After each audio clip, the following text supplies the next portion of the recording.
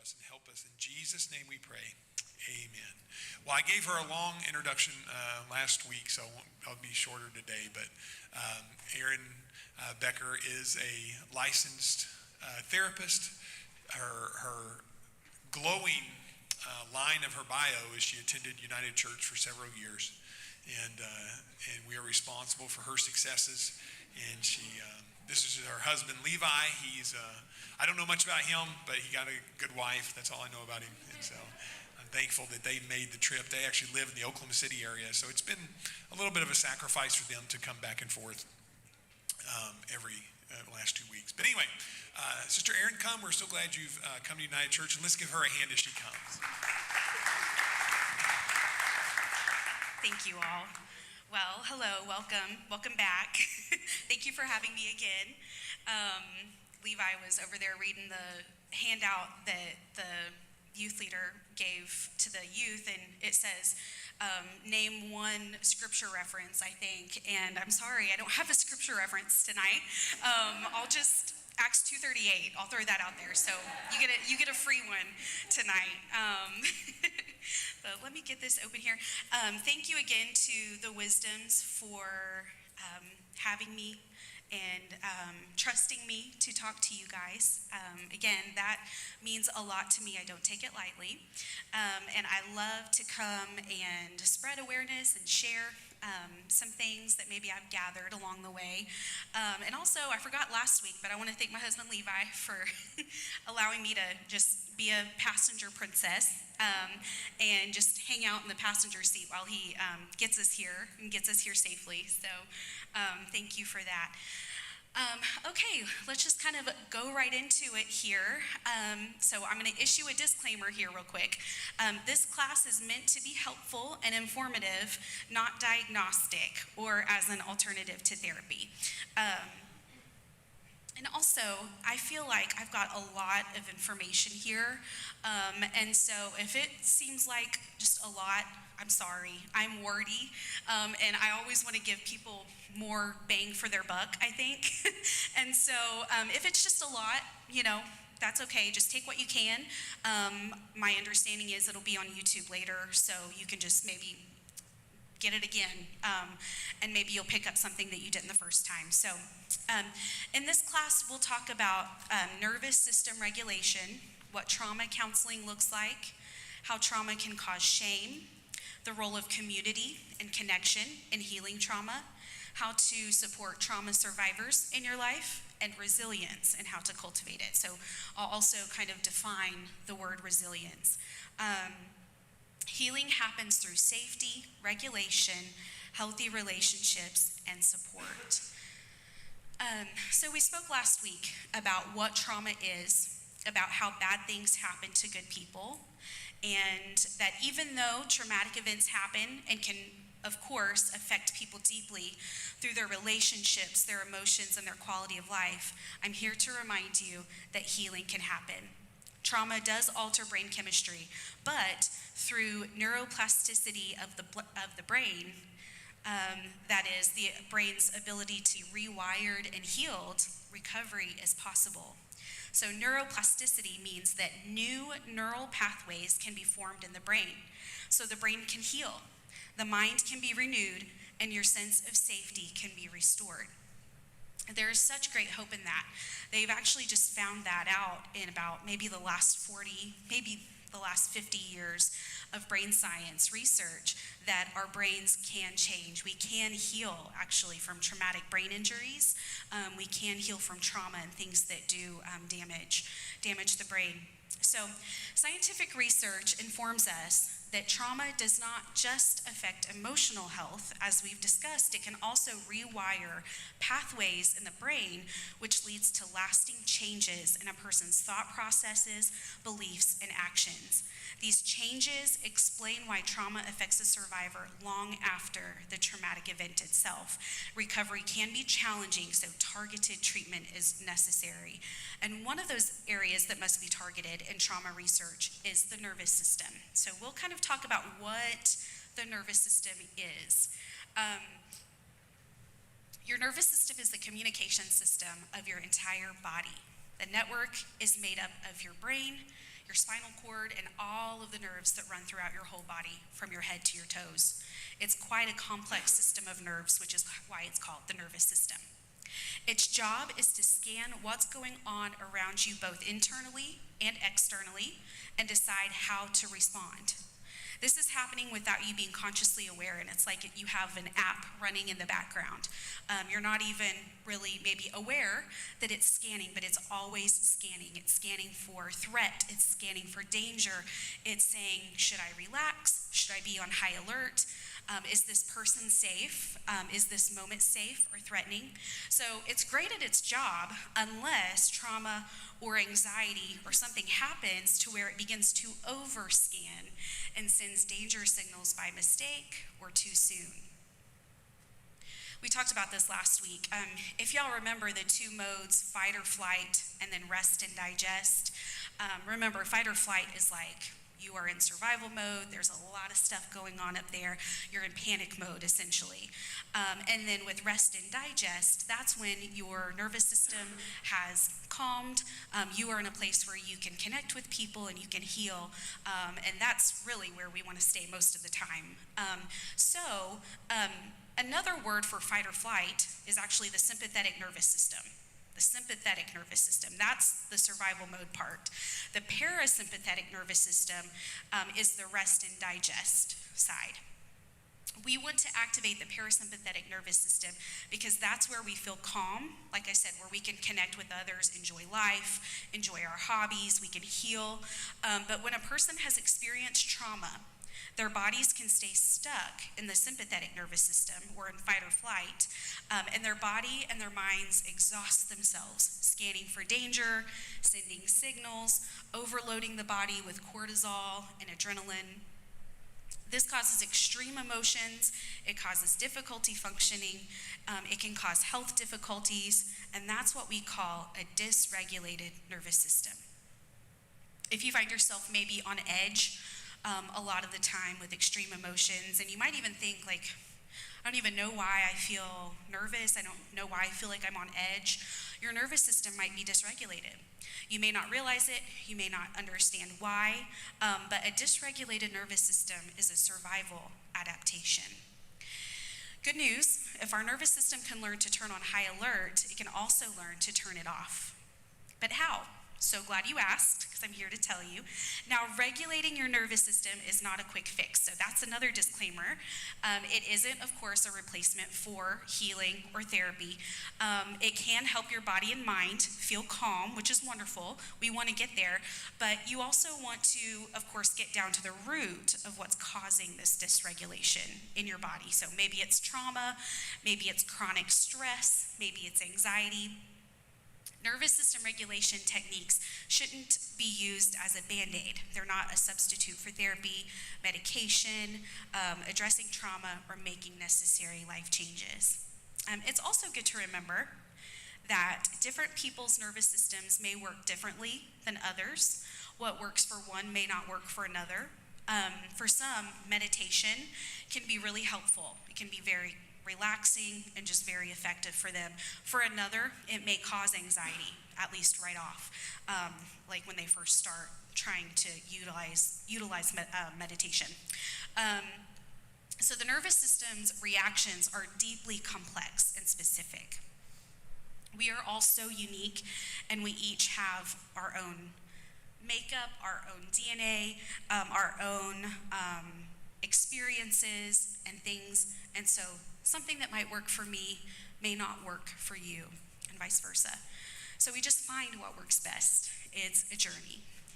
As a therapist, something that I've learned, kind of like what I just said, is that everyone is different, and what helps one client may not help another. I had to kind of learn that on the job, so to speak. But I learned that, maybe a coping skill or something that I gave one person didn't necessarily work for the next person.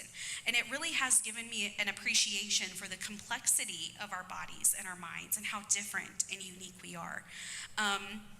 As a therapist, I've been trained to customize the therapy journey to each client. And so it's like a tailored experience. It's good to keep in mind that a calm nervous system does not equal a healthy regulated system. We need our sympathetic or fight or flight nervous system to help get us through the day. It helps us solve problems. It helps us to face challenges. And for instance, this evening, just as like a little example, if I didn't have a little sympathetic nervous system kicking in, like a little fight or flight, a little cortisol maybe, kicking in here standing before you, I'd probably struggle to lock in. Maybe I wouldn't have prepared this material because I'd be like, oh, it's fine. I'll just riff for 45 minutes and call it good. I don't need notes. So see how a relaxed nervous system does not always work in every situation. I need a little adrenaline to be up here giving me the courage to talk to all of you. So a healthy, regulated nervous system is able to switch cleanly between fight or flight and rest and digest as needed. The goal isn't to eliminate stress, but to manage it more effectively, because it's just life. We're obviously going to have stress. We're obviously going to come up against difficulty and the unknown, and so our bodies are going to go into the sympathetic fight or flight response, and that is okay, that is healthy, as long as we are then able to get out of it. It can be helpful to look at nervous system regulation as one tool in a larger toolkit for managing stress, emotions, and your mental health. I use a lot of cheesy analogies in counseling. I think it's kind of run-of-the-mill for therapists, I've learned. We just always come up with some kind of silly analogy to try to make things make sense. But one of the analogies that I use is like, we're all on a journey together. So think of yourself on a literal path, and you've got like a little backpack, and we're all just walking along on this journey. Well, we've got things that we can put in our backpack. We've got tools, things that we can use, and those go in our backpacks, and then when we need them, we can take them out and we can use them. And so I always tell my clients, well, here's a little tool. We might talk about a different coping skill or technique, and I just say, here's that little tool for you to put in your backpack. You may not need it every day. You might need it one time, but at least you'll have it, and you can use it whenever you need it. So here are some nervous system regulation techniques, some things maybe that you can put in your backpack. Our daily habits and activities send signals of safety or stress to our nervous system. So it's really good, very beneficial to be mindful of our daily habits and activities. Yoga and gentle movement has been shown to reduce cortisol and ease anxiety over time. And if you don't want to do yoga, you can practice gentle movement like stretching or water aerobics or something in a pool. Calming, gentle movements. That brings calmness to your body. And it also helps you become aware of your body, but not in an overwhelming way. Somatic experiencing and body awareness involves paying attention to where you feel stress in your body. So you may not have ever heard of somatic therapy or somatic experiencing. It basically talks about like focusing on the body. So we're talking about how maybe trauma might be stored in your body, in a muscle or something like that. It's a relatively new part of psychology and therapy, but it's very interesting and an area that I would like to get more understanding in so that I can help my clients in this area. But anyways, so somatic experiencing and body awareness involves paying attention to where you feel stress in your body and then releasing it by shaking or relaxing your muscles or maybe massaging the area. So if you clue into your body and say you feel shoulder and neck tension, you may be like, oh, okay, I'm feeling some stress here. I'm feeling a little bit tense. That can kind of help you clue in to maybe I'm feeling kind of upset about something, or maybe I had a really hard day at work. It can just kind of help you understand what's going on internally in a kind way, in a good way that helps us gain self-awareness. And so that allows us to become aware of our needs and then be able to meet them, because if we don't know what's going on here, we don't know what to fix or how to work through things. So it can be very, very powerful to be able to be like, okay, body scan, what's going on here, and then meeting your need. There's also a technique called progressive muscle relaxation, where you systematically tense and then release each muscle group, which can activate the relaxation response. This is one that I talk to my clients about a lot, and we've even done it like in session before. But you can start from your head or from your toes. It's usually, I think, from your toes up. And it's basically, you can find a lot of different scripts on the internet. You can even find like guided videos on YouTube. But essentially, it'll guide you to like curl your toes and tense your calf muscles, all the way up to your eyebrows. And so with each of those groups of muscles, you tense it as hard as you can. It says as hard as you can without hurting yourself, obviously. And then you relax and you notice that relaxation response. And it can be incredibly helpful. I instruct my clients maybe to get comfortable, take this home, speaking of like the script or whatever, and tell them just do this, maybe like lay on the couch or in your bed or somewhere that's calming and quiet, and just go through each of these muscle groups. And it can be incredibly helpful in grounding. Speaking of grounding, grounding exercises are considered mindfulness exercises. We'll talk a little bit more about like what mindfulness is later, but mindfulness is essentially like bringing you into the here and now. Instead of being up here, it brings you into your conscious thought or whatever. So grounding exercises help bring you into the moment, which is shown to be calming. Grounding exercises are helpful in getting you out of your racing mind and back into your body. So I'll give you kind of an example of what a grounding exercise could be, and you can do it if you want to. But so I'll just pretend you guys are all doing it. You don't have to, but we're going to pretend. So bring your attention to both of your feet on the floor. Just think about how it feels to have both feet on the floor. If you're short like me, you might have to scoot up a little bit. Sometimes my feet don't touch the floor when I'm sitting. But bring your attention to both feet on the floor. So you're putting your weight a little bit on your feet, and now feel the weight of your body resting in the chair. So you feel the seat, and then you feel the back of the chair maybe, and you're just really noticing how it feels to sit there. A lot of times we don't think about what it feels like to just sit there. We just come and we sit down because we know how to do it. We don't have to think about it. But that brings us into the moment. And so now that you're conscious of like what you're doing and where you're at, take some deep breaths. It can be very calming and very soothing. That's a grounding exercise. There are lots of different activities and exercises that you can do, but it can be very helpful. I remember one time I was in between two pretty stressful counseling sessions. It's back when I was doing marriage counseling. And as you'll guess, that's oftentimes very stressful, which is one reason why I don't do it anymore.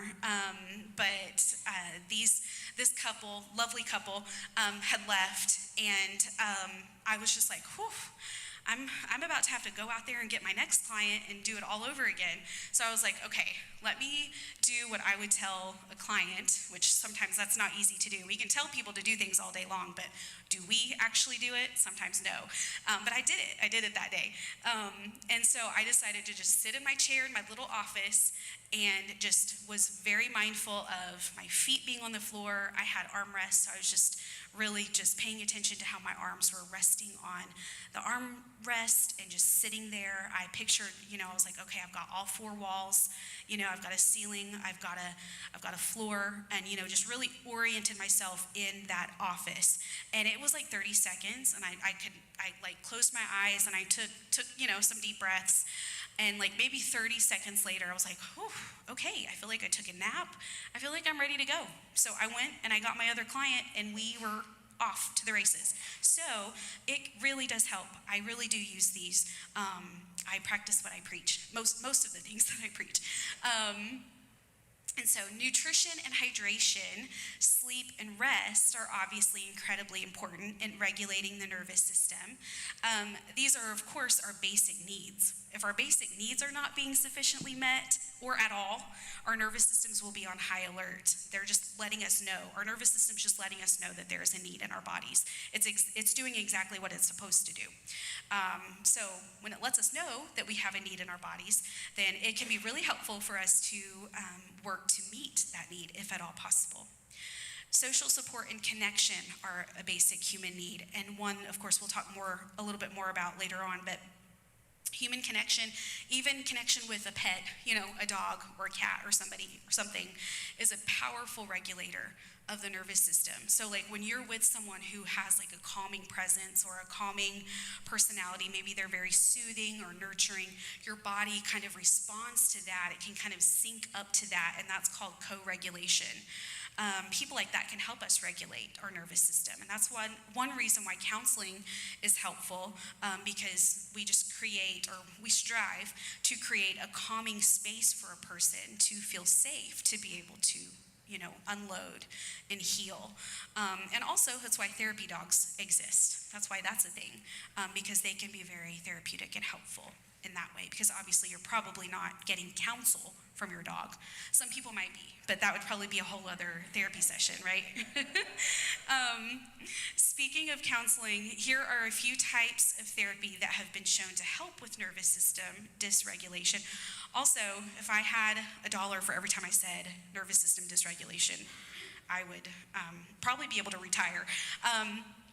Cognitive behavioral therapy, or CBT, is a type of talk therapy that helps people identify and change negative thought patterns and behaviors that fuel stress or anxiety. It's an effective form of therapy. You might have heard of it. It's one of the more popular forms of therapy, and also known to be very effective.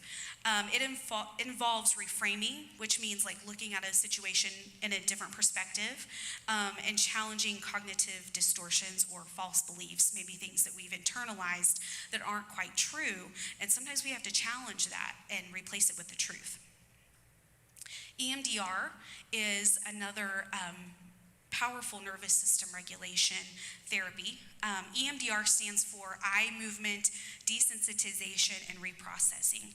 It's a trauma therapy that has been proven to be effective in treating PTSD, stress, anxiety, and OCD.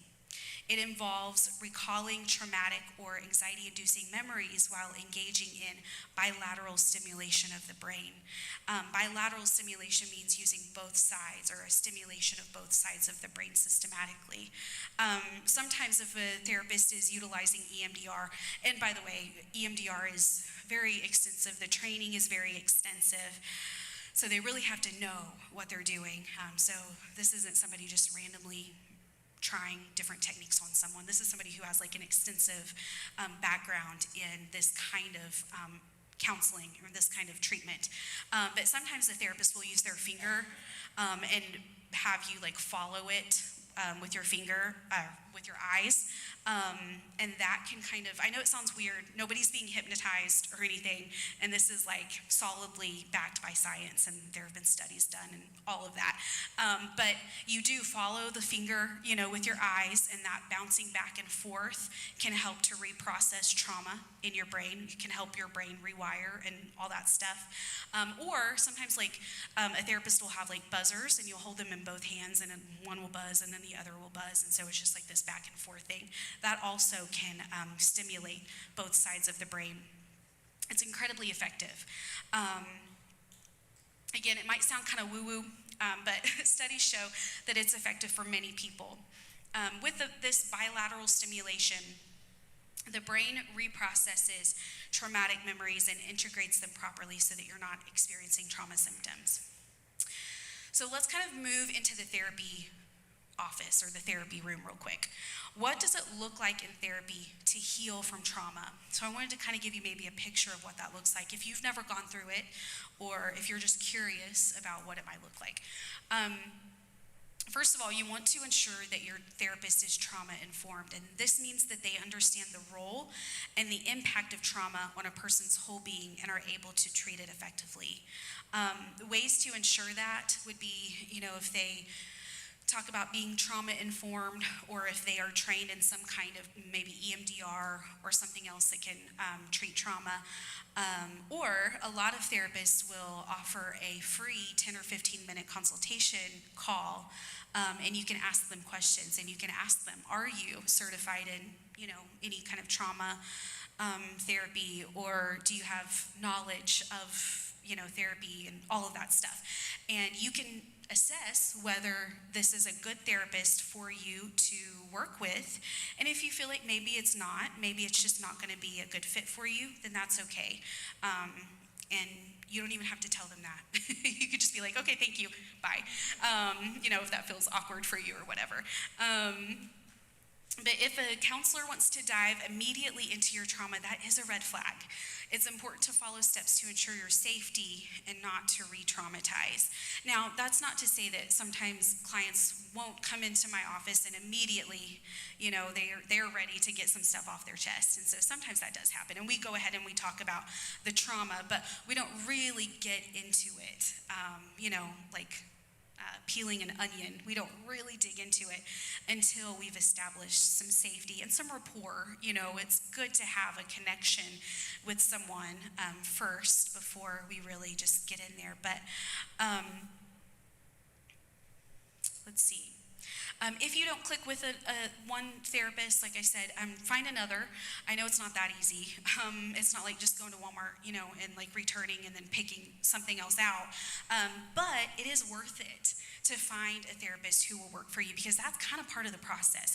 If you're able to connect with them, that's going to be so much more therapeutic for you than somebody that you're like, I don't really like, they're kind of weird, or, I'm just like not really feeling it with them. That's okay, because not everybody is going to connect, and that's all right. It is good for you to find somebody who you like and who you can trust and who you feel like is not going to just kind of waste your time, so to speak. So as a therapist myself, I found that most, if not all, of my clients have experienced trauma to some degree. For some, it might be childhood trauma, and others, it's maybe something that's happened in their adulthood. But either way, we can usually trace it back to something bad that's happened to them, that it like became a sort of turning point. Sometimes my clients come to therapy knowing that. They know how they feel, they know what happened, they're just ready to talk about it. And then sometimes people are like, they come in and they're like, I know something's wrong, I know I don't feel right, or I know that I am traumatized, I just don't know what to do about it, I don't know why, all of those things. So, there's a lot of helping people make connections and gathering understanding and gaining insight in therapy. So we have lots of light bulb moments in therapy sessions, lots of connections being made. Of course, that does not happen overnight. And before tackling any trauma in session, we learn to cultivate safety. Cultivating safety in a trauma-informed approach means actively ensuring that a person, so that would be my job, it would be my job to make sure that a person is able to cultivate that safety. So making sure that they know how to feel physically, psychologically, and emotionally safe and secure. It requires establishing environments and relationships that are predictable, transparent, and non-judgmental so that people can regulate their nervous systems and avoid re-traumatization. So in trauma treatment, it's very important to make sure, at least for me, or for a therapist, to make sure that they do not re-traumatize. After cultivating safety, the client can regulate their nervous system using all the techniques and all that stuff. It's like all the tools in the toolbox, or all the tools in your backpack. They've got all that stuff and they've utilized them and they're feeling safe and they're feeling good. Well, now we can start processing the trauma using CBT or EMDR or what other therapy methods that might be helpful for them. And many times in my office, our sessions take on a conversational tone. It doesn't feel scary or invasive, but sometimes it's hard. Sometimes it's hard work. Sometimes it hurts, but I liken it to physical therapy, where, like, say you break your leg and you have to go to physical therapy to regain maybe the use of it or something, and you've got to work that muscle, and it hurts, but they're not injuring you, hopefully not anyway. If they're doing it right, they're not injuring you, but it is hurtful, or it's hurting you. And so sometimes it does involve some emotional pain, but it's not harmful. It is good. Sometimes we feel pain whenever we are healing. And so we establish rapport, so we'll establish a relationship, and then together we embark on a journey into their lives, difficulties, symptoms, and trauma. Sometimes there's laughter. Sometimes there are tears, and I've got tissues for that. Sometimes we talk about the World Cup. Sometimes we talk about their childhood trauma. Sometimes in the same session. Sometimes in the same breath. It can be kind of all over the place.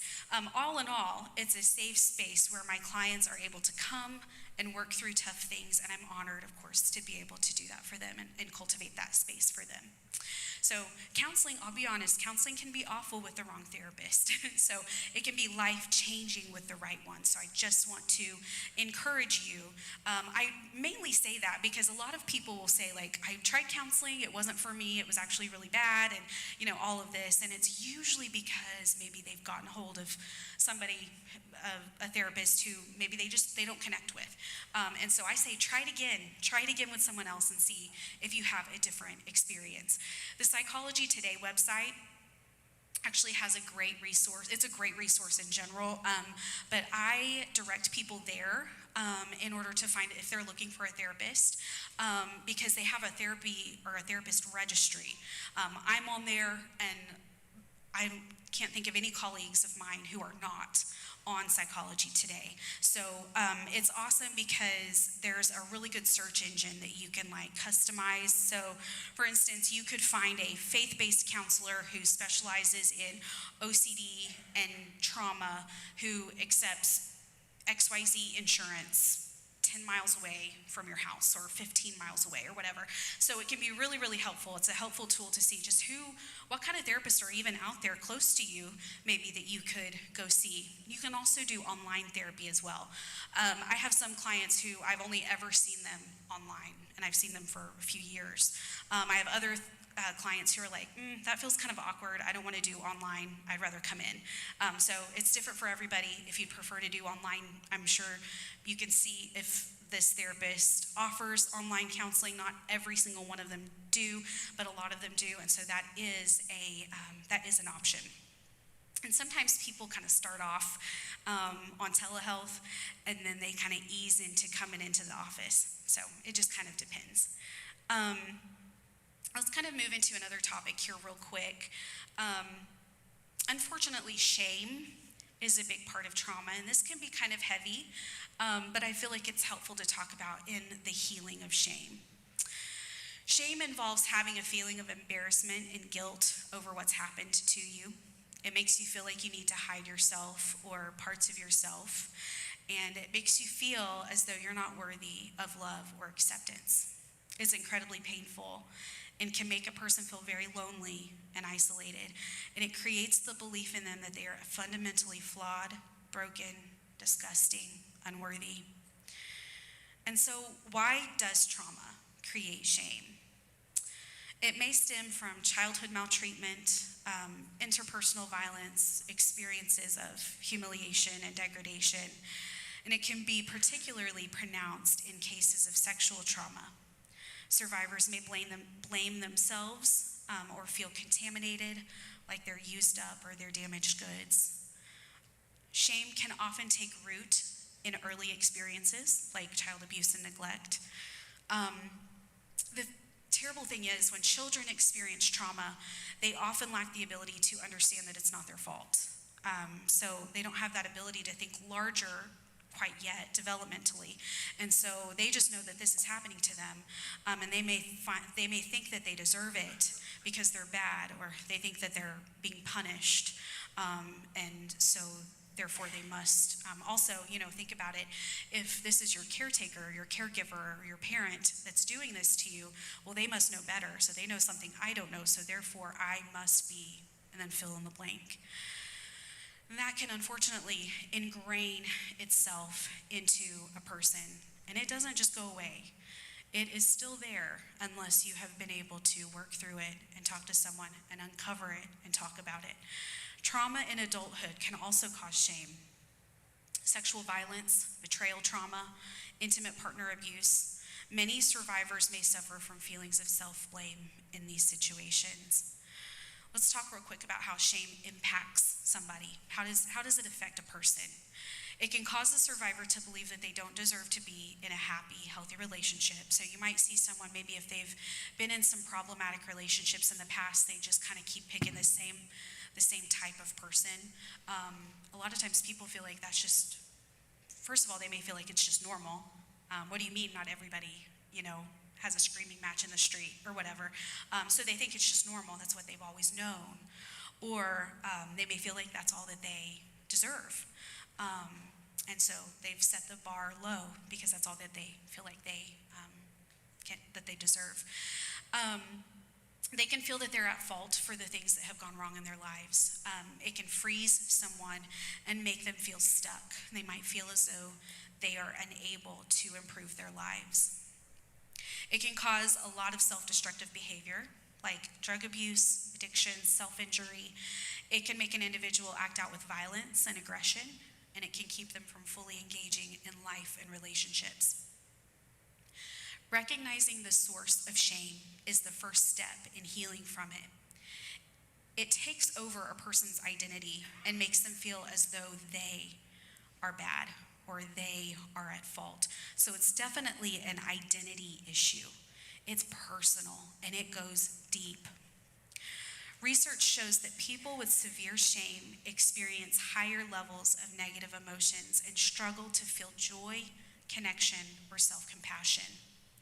This leads to emotional dysfunction, and it makes it harder to seek help and support and to feel hopeful about recovery. We'll talk a little bit here on how to heal from shame. Self-compassion is known as the antidote, or one of the antidotes to shame. It's important to cultivate self-compassion. Of course, it's not going to change things overnight, but if you start treating yourself with kindness and just thinking about yourself or thinking toward yourself with kindness, or almost as if you would think of a small child, kind of think of yourself in that way. I know that sounds weird, but it can be really powerful to think of yourself as just a child who needs care and needs protection. It can be very, very powerful. So treat yourself the way that you treat someone that you love and respect. That goes much deeper, but that could be a whole week-long seminar. Establish boundaries in your life.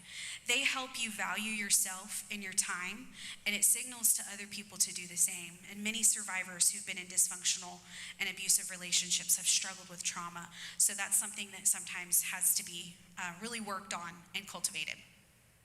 Creativity can help survivors express their emotions in positive therapeutic ways. If you don't feel like talking about it quite yet, start drawing about it, or start riding horses. Equine therapy is really cool, really helpful.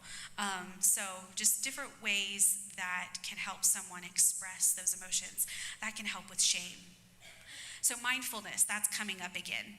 Remember, that's kind of like mindfulness is bringing you into the present moment. That can be incredibly helpful with shame. Of course, this involves sitting with your feelings and sometimes even leaning into hard feelings. That can help your body and brain learn to process the feelings without them becoming overwhelming. Fostering connection and community. So we know that isolation fuels shame. So we are very tempted whenever something happens, whenever something traumatic or shameful happens to us, we are very tempted to turn inward and to isolate. We want to hide. But connection with safe people is an incredible way to heal from shame and trauma. Brene Brown is she's really known for her teaching on shame and trauma. And she talks about how shame thrives in secrecy, silence, and judgment. To heal from trauma, you have to name your shame and share your story with a trusted, empathetic person. She asserts that the greatest casualty of trauma is the willingness or ability to be vulnerable. That's a big one. It's hard for us to be vulnerable, but we have to in order to connect with other people.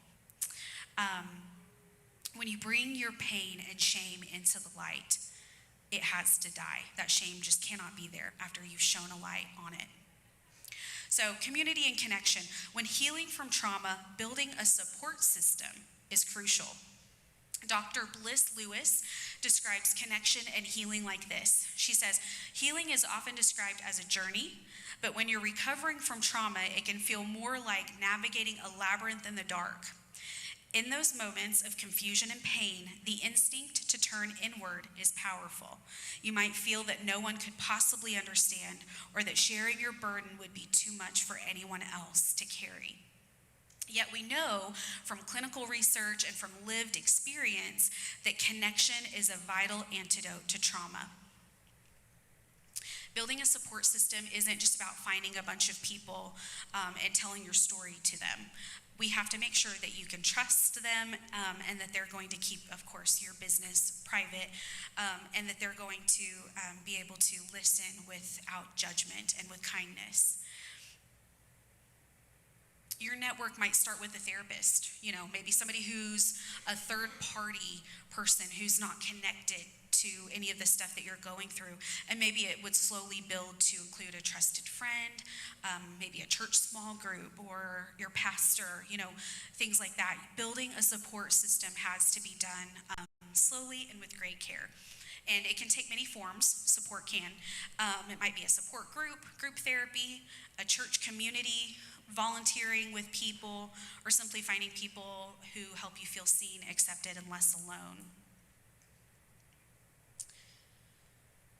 Trauma often convinces that we have to heal alone, and the truth is, healing rarely happens alone. It happens in safe relationships. That's a big one.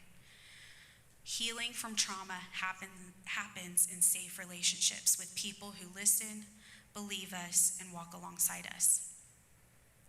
Okay, I've got 2 more sections and then I'm almost done. Thank you guys for hanging in there with me. So this section is about supporting loved ones with trauma, so survivors of trauma. So this is for the helper. People often think someone healing from trauma needs advice or solutions. In reality, they usually need something much simpler. Thank goodness, just something simple. Safe, consistent relationships. You don't have to go to school for that. You can be a safe and consistent person, and you can help that person in your life heal. To be a safe person, you have to be consistent. You don't want a survivor to have to try and guess which version of you that they're going to get today. You want your behavior to match your words. So if you say you'll call, call. If you say you're there for them, show up. This predictability is medicinal for a nervous system that has been traumatized by chaos or betrayal. People rarely heal because someone had all the answers. They heal because someone stayed. Safety also looks like respect for the survivor's autonomy. So a safe person doesn't rush someone to heal. They don't say, you need to just get over it. You need to just get out there.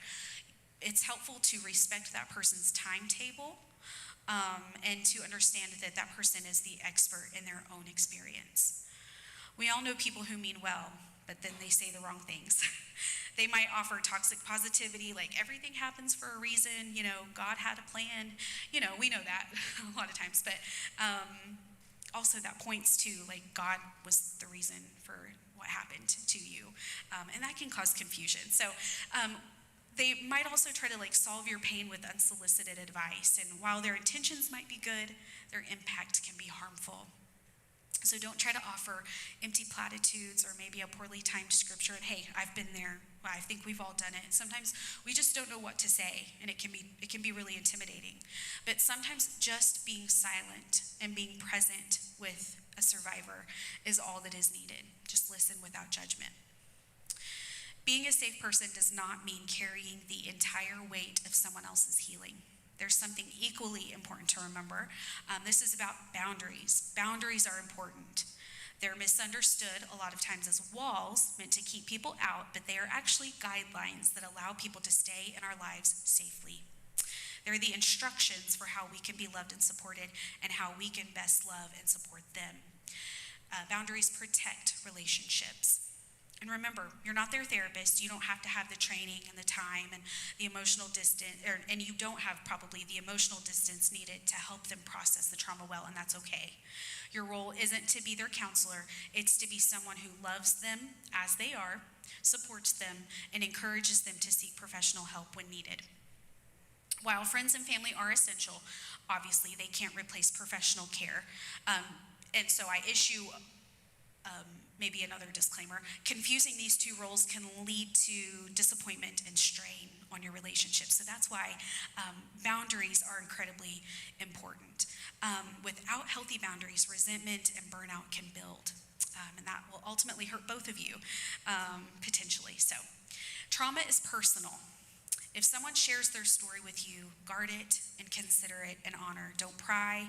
Don't share their story, obviously, with someone else, unless it's necessary, like if they or someone else is in danger, something like that. Okay, so this is for the survivor. Not everyone deserves a front row seat to your healing. In fact, distinguishing between safe and unsafe people is one of the most critical skills in recovery. Just because someone is family or a longtime friend does not automatically mean that they're equipped to support you through your trauma. Support doesn't always have to be a deep, soul-bearing conversation. Sometimes it might include the barista at Starbucks who knows your name and knows your order, and you guys just share a smile and she tells you to have a good day. Maybe it's the teacher who creates a welcoming space for you. Maybe it includes the online community where you can read other people's stories and feel less weird. These micro connections provide a sense of belonging to the world, and they remind you that you're part of something bigger than yourself. You're not alone. Never underestimate the power of a friendly nod or a brief, pleasant interaction to signal safety to your nervous system. In my last section here, and I'm just about done, this is about resilience. I'm sure you've heard the term, but in terms of psychology or in terms of trauma, psychologists define resilience as the process of adapting well in the face of adversity, trauma, tragedy, threats, or significant sources of stress, such as family, relationship problems, serious health problems, and workplace and financial stress. So as much as resilience involves bouncing back from these difficult experiences, it can also involve profound personal growth. Trauma and tragedy and difficulties in life are rough to get through, very, very hard on all of us, or hard on our nervous systems, hard on our relationships. But they don't have to determine the outcome of your life. That's the hopeful side of it. There are still aspects of your life that you can control, modify, and grow with, and that's the role of resilience. Becoming resilient doesn't just help you get through difficult times, but it empowers you to grow and even improve your life along the journey. So that's what resilience means. How do we build resilience? And I'll go through this quickly. We stay connected with people, or stay connected to people. We take care of our bodies. Self-care is a buzzword. I know a lot of times people are like, self-care, whatever. But it's so helpful, and not something to necessarily dismiss. It's very important. It doesn't always have to mean going to the spa, although it certainly can. But self-care is anything that breathes life into you, something that makes you feel rested and hopeful again. That's self-care, and it's very important. Look for ways to contribute so you can serve others, learning something new, invest in your community. It reminds us that our lives still have meaning. Embrace healthy thinking by practicing hope. That doesn't mean toxic positivity, or like you just think, well, everything's fine. It's fine, sticking your head in the sand. Not necessarily. We don't have to pretend. We don't have to pretend that life is easy. We just choose not to let the hardship have the final word. So growing your resilience muscle isn't about being perfect, of course. It's about becoming the person that God created you to be. And it's about becoming more than the worst thing that's ever happened to you. Of course, we can't skip straight to resilience. We have a lot of healing to do first. And then you grow in resilience. So it's not pretending you're okay. It's not about ignoring your pain or pasting on a smile. Resilience grows when we face what happened, we allow ourselves to heal, and we keep taking the next step forward. As a counselor, I've had the honor of seeing people grow in resilience to the point where we'll kind of look back and reflect kind of on their progress, and both of us will be pretty amazed at maybe the change that they've experienced. Maybe they came feeling broken and limited and not functioning, and now they're functioning, and not just functioning, but they're joyful, and they're functioning beautifully, and their relationships are going wonderfully, and they've just been able to enjoy life again. A lot of times people come and they're like, I just want to enjoy my life. I feel like I have an amazing life, I just can't enjoy it. So we work through that, and we uncover, and we process. So they're able to connect with their loved ones, and they're able to connect with God again. Again, many are just overjoyed that they're able to enjoy the life that they've been given. It's amazing to see, and it's a testament to the resilience and the healing that can take place, especially when you show up and you do the work. So see how we can overcome trauma. It's not easy, but it's possible. God has given us the tools, the resources, and the people to be able to work through tough situations. Of course, on this earth, we're going to experience hardship, but God is our refuge and hope. He has allowed us to understand the workings behind this intricate mind and body that he's created. There are medications and doctors and exercises and therapists. All of these are tools in the toolbox or tools in your backpack, and they're available to you. So, in closing, much of what I've shared tonight comes from decades of trauma research, not my own, but decades of trauma research, professional training, and the work of clinicians and researchers who've dedicated their careers to understanding trauma. And I've just combined that research with my experience as a therapist to present it here to you guys tonight, hopefully in a way that is hopeful, practical, and understandable. So that's all I have for you guys tonight. Thank you all so much for your time.